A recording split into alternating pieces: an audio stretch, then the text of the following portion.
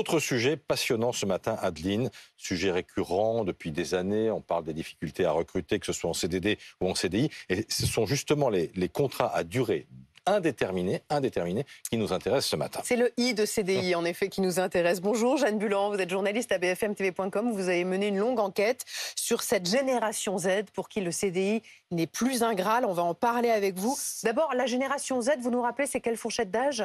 Bonjour, alors oui, ce sont les jeunes nés entre 1990 et 2010.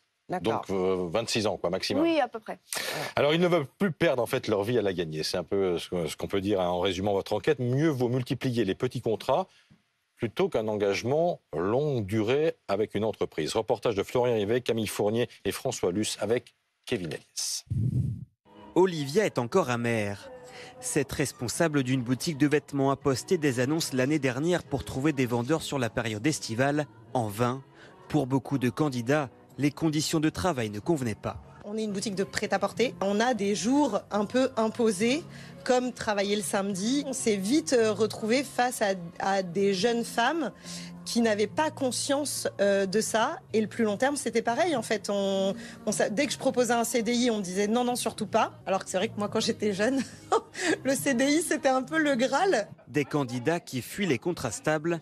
Pour la génération Z, ce n'est après 1995, le CDI ne semble plus aussi recherché. En fait, c'est de la sûreté par rapport, par exemple, à l'immobilier ou autre.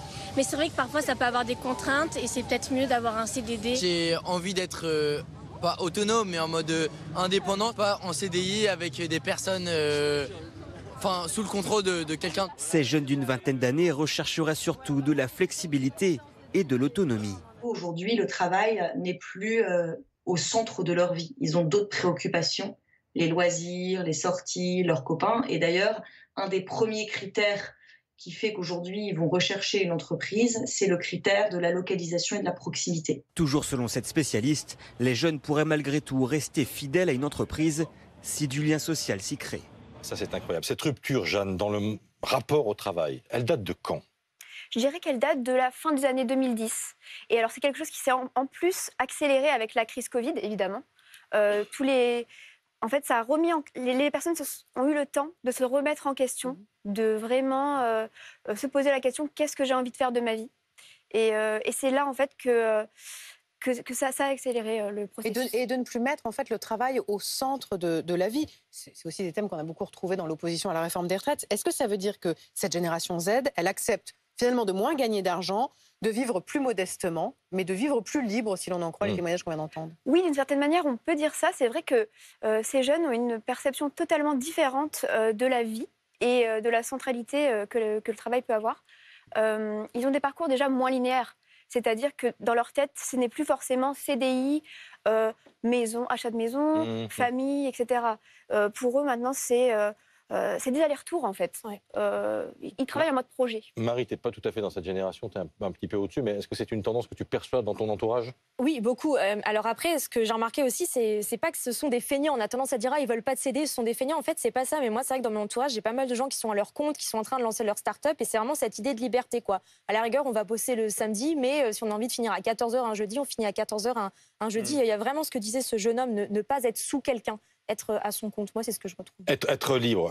Donc, moins d'envie d'être soumis aux horaires et à un patron, c'est ça l'idée aussi? Oui, exactement. Pour eux, c'est vraiment un échange. Ils fonctionnent vraiment en réseau.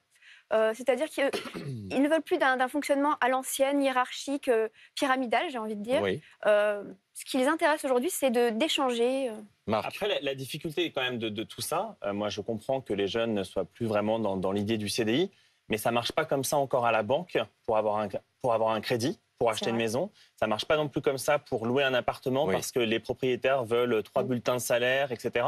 Et s'ils voient qu'on a un peu un parcours en dents de scie atypique, là, clairement, il y a un problème. Mais peut-être que Jeanne, il se moque peut-être de ces projets à l'ancienne, j'allais dire. Oui. Construire, acheter un appartement, etc., etc. Pour l'instant, oui. C'est-à-dire qu'en fait, cette génération est encore jeune. Alors, ce serait intéressant, justement, de voir comment ça va évoluer sur le long terme. Le mur de la réalité. Bah oui, est-ce qu'au moment où ils vont devoir peut-être fonder une famille, est-ce que ça va changer? Ils font quoi entre deux CDD? Ils font quoi entre deux CDD puisqu'ils enchaînent les CDD? Bah justement, en fait, c'est marrant parce que c'est une génération qui, pour la première fois, s'interroge vraiment sur la la question de santé mentale. Oui. Donc, ils prennent le temps souvent de réfléchir sur eux-mêmes, peut-être de partir en humanitaire, de se poser la question quel projet j'ai envie vraiment de faire après. Voilà. Mathieu, il y a un vrai enjeu politique aussi, parce que c'est un vrai souci pour les entreprises. C'est-à-dire que non seulement elles ont des difficultés à recruter, mais quand elles recrutent, elles savent qu'elles ne vont pas garder ces jeunes salariés. Le rapport de force est inversé, en fait, entre l'employeur et les salariés. Il a été très longtemps favorable en période de fort chômage, aux employeurs. Aujourd'hui, les salariés posent leurs conditions. Moi, j'ai une question. Est-ce que ces jeunes travaillent seuls? Est-ce que du coup, parce qu'on parle beaucoup de télétravail, il n'y a plus de collègues, il n'y a plus de sociabilité d'une certaine façon? Si, parce que c'est intéressant, ce sont des personnes qui sont très connectées, hyper connectées, mais on voit quand même, selon les études qui ont été faites, notamment par Élodie Gentina, qu'on entendait dans le sujet, que ce sont des jeunes qui ont besoin tout de même d'aller sur le terrain. Oui. Et de parler, de communiquer, d'être dans l'échange. Donc le lien c'est pas incompatible. Jeanne, d'un mot, cet enchaînement de CDD, c'est aussi valable pour la vie intime? Et ben comme je disais, je pense que oui d'une certaine manière, parce qu'en fait, les parcours sont moins linéaires, donc on se remet en question perpétuellement. Est-ce que j'ai envie d'être avec cette personne? Peut-être pas. Voilà. Enquête, vraiment, c'est superbe enquête à retrouver sur l'excellent site bfmtv.com, dirigé par Julien Mielcarec. On peut d'ailleurs retrouver ton enquête en flashant ce QR code qui s'affiche en ce moment sur votre écran.